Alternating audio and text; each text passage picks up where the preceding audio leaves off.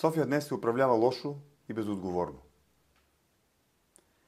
Общинския съвет се оправдава с кмета, а кметът се оправдава с Общинския съвет.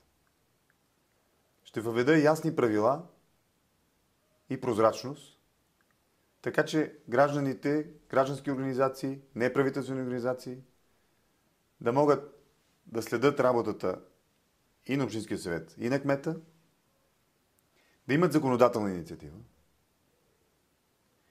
и да могат да следят и кмета, и кметската администрация за това дали изпълняват решенията на Общинския съвет.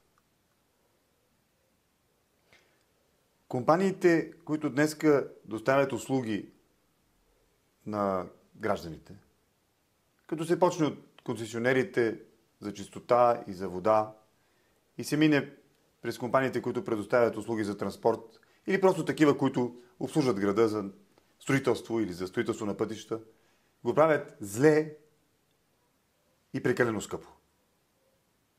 Това нещо ще се промени. Изцяло. Ще въведа система, която знам как да направя, защото съм го правил в миналото за българските банки. Ще въведа система, която да прекрати злоупотреба и некомпетентност.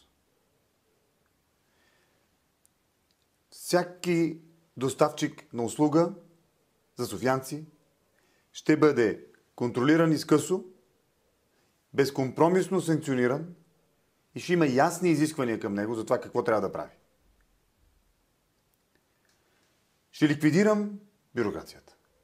Всяка информация, от която гражданите имат нужда и която е налична, ще бъде предоставена веднага, без опашки. Всяка информация, за която е необходима обработка на данни или търсене на някакви сведения, ще се предоставя в рамките на 3 дни. Съгласувания или разрешения ще бъдат предоставени в рамките на 3 седмици. И в случай, че не са предоставени или не е даден отговор на искане на някой гражданин, това ще се приема за съгласие от страна на общината.